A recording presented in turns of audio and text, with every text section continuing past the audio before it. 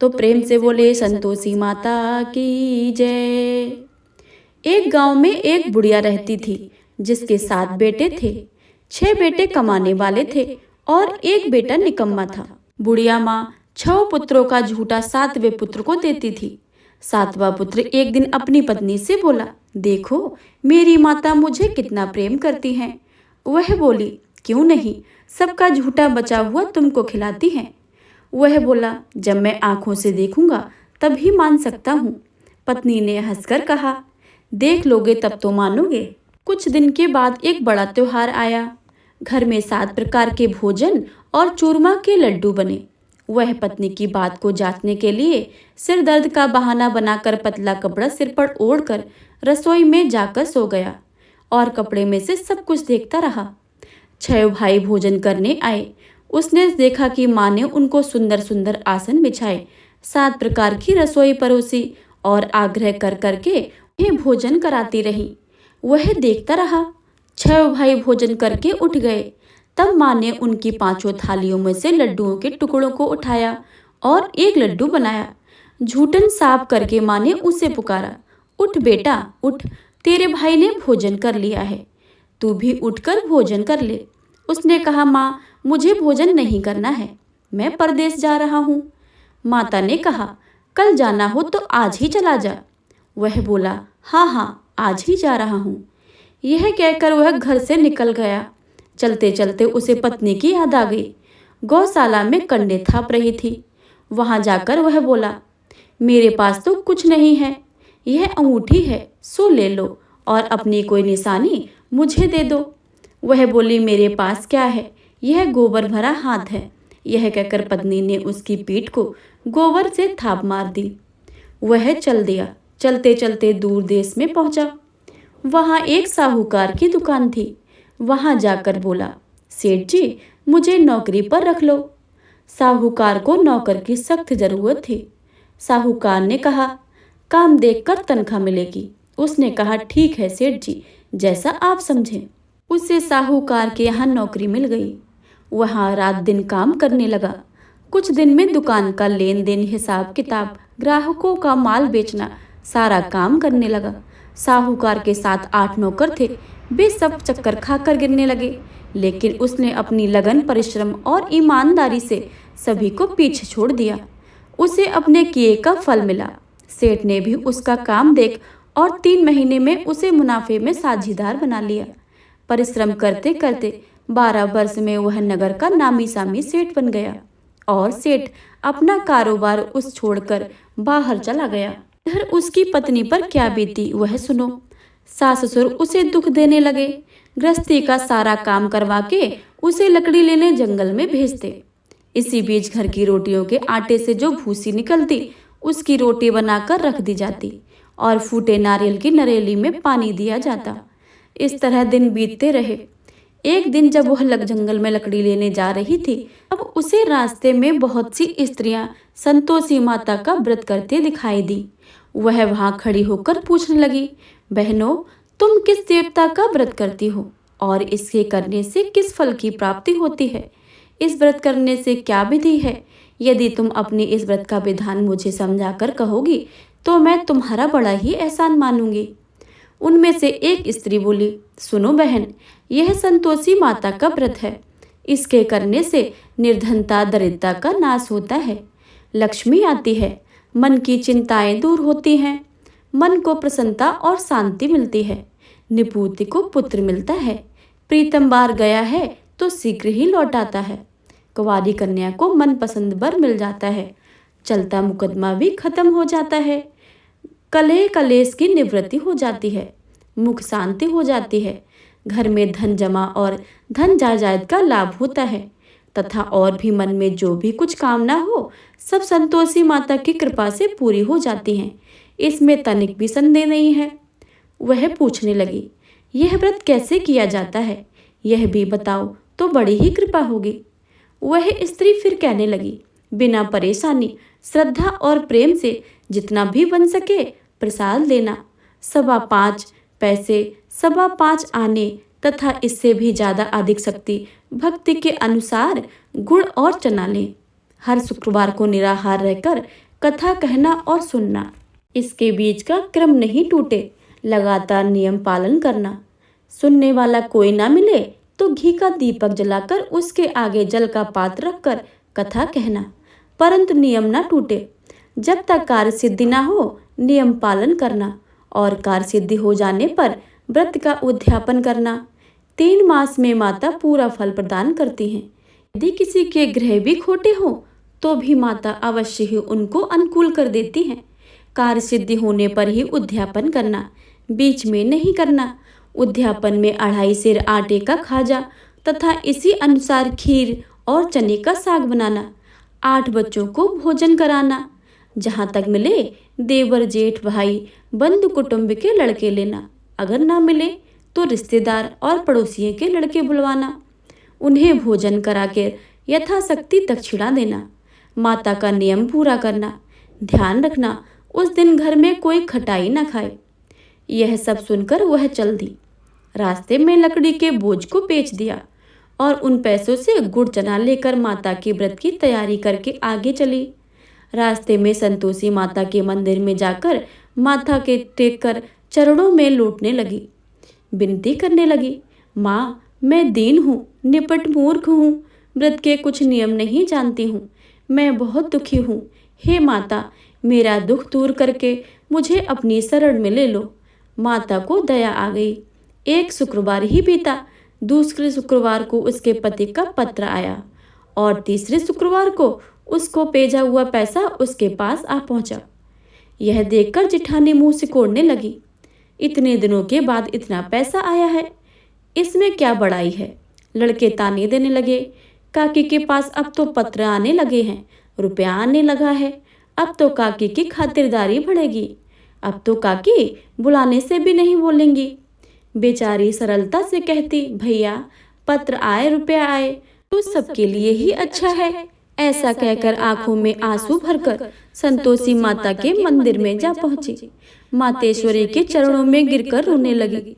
माँ, मैंने तुमसे पैसा नहीं मांगा है, मुझे पैसे से क्या काम है, मुझे तो अपने सुहाग से काम है, मैं तो अपने स्वामी के दर्शन और सेवा मांगती हूँ। तब माता ने प्रसन्न होकर कहा, जा बेटी, तेरा स्वामी जल्दी ही आ जाएगा। यह सुनकर खुशी से बावली होकर वह घर का आकर काम करने लगी। संतोषी माँ विचार करने लगी, इस भोले पुत्री से मैंने कह तो दिया है तेरा पति शीघ्र आएगा, पर आएगा कहाँ से? वह तो इसे स्वप्न में भी याद नहीं करता है, उसे इसकी याद दिलाने तो मुझे ही जाना पड़ेगा। संतोषी माता ने उस बुढ़िया के बेटे को स्वप्न में समझाया, पुत्र तेरी घरवाली कष्ट उठा रही है। यह बोला, हाँ माता, मुझे सब मालूम है। माता, मैं क्या करूं, कैसे जाऊं? परदेश की बात है, लेन देन का सारा हिसाब किताब है, कोई जाने का रास्ता नजर ही नहीं आ रहा है। आप ही कोई राह दिखाएं, वहां कैसे जाऊं? माँ कहने लगी। सवेरे नहा धोकर संतोषी माता का नाम लेकर घी का दीपक जलाकर दंडवत कर और दुकान पर बैठ जाना। देखते ही देखते तेरा सारा लेन देन चुक जाएगा, जमा माल बिक जाएगा, सांझ होते होते धन का ढेर लग जाएगा। वह अगले दिन सुबह बहुत ही जल्दी उठा। उसने अपने मित्र बंधुओं परिचितों के स्वप्न में माता द्वारा कही हुई बातों को सुनाए। वे सब उसकी बात सुनकर उसकी खिल्ली उड़ाने लगे। वे कहने लगे कि कहीं कभी सपने की बात भी सच्ची होती है। एक बूढ़ा व्यक्ति बहुत समझदार था। वह बोला, देखो भाई, मेरी बात मानो, इस तरह सच या झूठ कहने के बदले देवता ने जैसा कहा है वैसा ही करना। तेरा क्या जाता है? बूढ़े की बात मानकर नहा धोकर उसने संतोषी माता को प्रणाम किया। फिर भी दीपक का जलाकर दुकान पर जाकर बैठा। शाम तक धन का ढेर लग गया। वह हैरान हो गया। मन में संतोषी माता का नाम ले प्रसन्न होकर घर जाने के वास्ते कपड़ा गहना सामान खरीदने लगा। सब काम से निपट अपने घर को रवाना हुआ। उधर बेचारी उसकी पत्नी जंगल में लकड़ी काट लेने गई। लौटते वक्त थक जाने के कारण संतोषी माता के मंदिर पर विश्राम करने बैठ गई। यह तो उसका रोज का रुकने का स्थान था। धूल उड़ती देखी उसने माता से पूछा, हे माता, यह धूल कैसी उड़ रही है? माँ ने कहा, हे पुत्री, तेरा पति आ रहा है। अब तू ऐसा कर कि लकड़ियों के 3 बोझ बनाकर एक नदी के किनारे रख, दूसरे मेरे मंदिर पर और तीसरा अपने सिर पर रख। तेरे पति को लकड़ी का गट्ठा देखकर मोह पैदा होगा। वह वहां रुकेगा, नाश्ता पानी बनाकर खाकर माँ से मिलने जाएगा। तू लकड़ी का बोझ उठाकर जाना और बीच चौक में गड्ढा डालकर आवाजें जोर जोर से लगाना। लो सासू जी, लकड़ी का गट्ठा लो, भूसी की रोटी दो, नारियल के खेपड़े में पानी दो। आज कौन मेहमान आया है? संतोषी माँ की बात सुन वह बहुत अच्छा माँ कहकर प्रसन्न मन से लकड़ियों के 3 बोझ बना लेती है। एक नदी के तट पर, दूसरा माता के मंदिर पर रखा। इतने में ही मुसाफिर वहां आ पहुंचा। सूखी लकड़ी देख उसको इच्छा हुई कि अब यहीं विश्राम कर ले और भोजन बनाकर खा पी कर गाँव चले। इस प्रकार भोजन करके विश्राम कर वह अपने गांव में आ गया। उसी समय बहू सिर पर लकड़ी का गट्ठा लिए आई। उसने गड्ढा को आंगन में डाल जोर जोर से 3 आवाजें दी। लो सासू जी, लकड़ी का गट्ठा लो, भूसे की रोटी दो, नारियल के खोपड़े में पानी दो। आज कौन मेहमान आया है? यह सुनकर सास ने अपने दिए हुए कष्टों को भुलाने के लिए कहा, बहू तो ऐसा क्यों कहती है? तेरा मालिक ही आया है। बैठ, मीठा भात खाकर कपड़े गहने पहन। पत्नी की आवाज़ सुनकर उसका स्वामी बाहर आया और उसके हाथ में अपनी अंगूठी देखकर व्याकुल हो गया। उसने माँ से पूछा कि माँ, यह कौन है? माँ बोली, बेटा तेरी पत्नी है। आज 12 वर्ष हो गए हैं। जब से तू गया है तब से सारे गांव में जानवर की तरह भटकती फिरती है। काम काज कुछ करती नहीं है, 4 समय आकर खा जाती है। अब मुझे देखकर सूखी रोटी का और नारियल के खेपड़े में पानी मांगती है। वह बोला, माँ, मैंने तुम्हें भी देखा है और उसे भी देखा है। अब मुझे दूसरे घर की चाबी दे दो, मैं उसमें ही रहूंगा। ठीक है बेटा, जैसी तेरी मर्जी कहकर माँ ने चाबी का गुच्छा बेटे के सामने रख दिया। उसने दूसरे दिन घर को खोलकर सारा सामान जमाया। एक दिन में ही वहां राजा के महल जैसा ठाट बाट बन गया। अब क्या था, वह सुख भोगने लगी। अगला शुक्रवार उसने पति से कहा कि मुझे संतोषी माता का उद्यापन करना है। पति बोला, बहुत अच्छा है, खुशी से कर लो। वह उद्यापन की तैयारी करने लगी। जेठ के लड़कों को भोजन कराने के लिए कहने गई। उन्होंने मंजूर तो कर लिया, परंतु पीछे से जिठानी अपने बच्चों को सिखलाया, देखो रे, भोजन के समय सब लोग खटाई मांगना, जिससे उसका उद्यापन पूरा ना हो पाए। लड़के भोजन करने आए, खीर पेट भरकर खाई, परंतु बाद में याद आते ही कहने लगे, हमें कुछ खटाई खाने को दे दो, हमें खीर खाने नहीं भाता है, देखकर अरुचि होती है। लड़के उठ खड़े हुए, बोले, पैसे लाओ। भोली बहू कुछ जानती ना थी, उसने उन्हें पैसे दे दिए। लड़कों ने बाजार में जाकर उन पैसों से इमली खरीदी और खाई। यह देखकर बहू पर माताजी ने क्रोध कर दिया। राजा के दूत उसके पति को पकड़कर ले गए। जब यह सब मालूम हो जाएगा, जब जेल की रोटी खाएगा। बहू से यह वचन सहन नहीं हुए।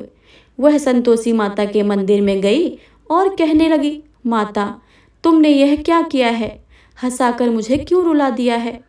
माता बोली, पुत्री, तूने मेरा व्रत भंग किया है, इतनी जल्दी सब बातें भुला दी। वह बोली, माता, भूली तो नहीं है, ना कुछ अपराध किया है, मुझे तो लड़कों ने भूल डाल दी है, मुझे क्षमा करो। माँ बोली, ऐसी भूल भी कहीं होती है क्या? वह बोली, अब कोई भूल नहीं होगी। अब बताओ मेरे पति कैसे आएंगे? माँ बोली, पुत्री, जा पुत्री, तेरे पति तुझे रास्ते में ही आते मिलेगा। वह मंदिर से बाहर निकलकर आई तो रास्ते में उसका अपना पति आता हुआ मिला। उसने पूछा, कहाँ गए थे? वह बोला, इतना धन जो कमाया है उसका कर चुकाने राजा के पास गया था, वह भरने गया था। वह प्रसन्न होकर बोली, भला हुआ, अब घर चलो। फिर अगला शुक्रवार आया। वह बोली, मुझे माता का उद्यापन करना है। पति ने कहा, ठीक है, करो। जब वह जेठ के लड़कों को भोजन कहने के लिए गई, जेठानी ने लड़कों को फिर सिखा दिया कि तुम पहले की तरह खटाई मांगना। लड़के भोजन करने बैठे, लेकिन भोजन करने से पहले ही कहने लगे, हमें खीर पूड़ी नहीं भाती है, जी बिगड़ता है, कुछ खटाई खाने को दे दो। वह बोली, खटाई खाने को नहीं मिलेगी, खाना है तो खाओ। उन्हें उठकर चले जाने पर उसने ब्राह्मणों के लड़के बुलाकर भोजन करवाया। दक्षिणा की जगह उसे एक एक फल दिया। इससे संतोषी माता प्रसन्न हो गईं। माता की कृपा से 9 महीने के बाद उसके चंद्रमा के समान एक सुंदर पुत्र प्राप्त हुआ। पुत्र को लेकर वह प्रतिदिन संतोषी माता के मंदिर में जाने लगी। माँ ने सोचा कि वह रोज रोज आती है, आज क्यों न मैं इसके घर चलूं, इसका आसरा देखूं तो सही। यह विचार करके माता ने भयानक रूप बनाया। गुड़ और चने से सना हुआ मुख, ऊपर से सूंड समान होठ, उस पर मक्खियां भिनभिना रही थीं। दहलीज में पैर रखते ही उसकी सासू चिल्लाई, देखो रे, कोई चुड़ैल डाकनी चली आ रही है, लड़को इसे भगाओ, नहीं तो यह सबको खा जाएगी। बहू रोशनदान से देख रही थी। वही प्रसन्न हो उठी, आज मेरी माता मेरे घर आई हैं। यह कहकर दूध पीते हुए बच्चों को गोद से उतार दिया। इस पर उसकी सास क्रोध में भरकर बोली, अरे राड़, इसे देखकर कैसे उतावली हो रही है, जो बच्चे को पटक दिया है। इतने में माँ का प्रताप से जहाँ देखो वहाँ लड़के ही लड़के नजर आने लगे। वह बोली, माँ जी, मैं जिनका व्रत करती हूँ वह संतोषी माता यही है। इतना कहकर उसने झट से सारे घर के किवाड़ खोल दिए। सबने माता के चरण पकड़ लिए और विनती करने लगी, हे माता, हम मूर्ख हैं, अज्ञानी हैं, तुम्हारे व्रत की विधि हम नहीं जानते हैं। तुम्हारा व्रत भंग करके हमने बड़ा ही अपराध किया है। हे माता, आप हमारे अपराधों को क्षमा करें। इस प्रकार बार बार कहने पर संतोषी माता प्रसन्न हो गई। इसके बाद उसकी सास कहने लगी, हे संतोषी माता, आपने बहू को जैसा फल दिया है वैसा ही सबको देना। जो यह कथा सुने और पढ़े उसके सभी मनोरथ पूर्ण करना। प्रेम से बोलिए संतोषी माता की जय। अब आप सभी सुनिएगा संतोषी माता की आरती। जय संतोषी माता मैया, जय संतोषी माता, अपने सेवक जन को सुख संपत्ति दाता। ओम जय संतोषी माता मैया, जय संतोषी माता। सुंदर चीर सुनहरी माँ धारण कीनो, हीरा पन्ना दम के तन श्रृंगार लीनो। ओम जय संतोषी माता मैया, जय संतोषी माता।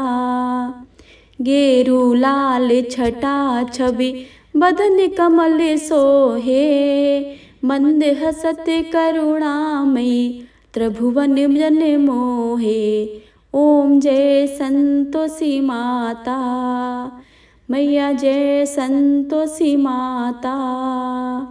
स्वर्ण सिंहासन बैठी चवर ढुरे प्यारे, धूप दीप मधुमेवा भोग धरे न्यारे।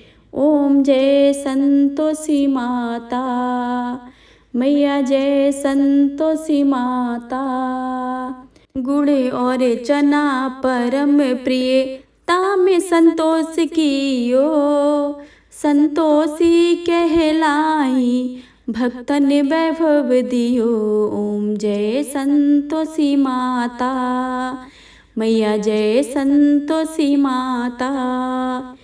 जय शुक्रवार पिय मानत आज दिवस सोही, भक्त मंडली छाई कथा सुनत मोही। ओम जय संतोषी माता मैया, जय संतोषी माता।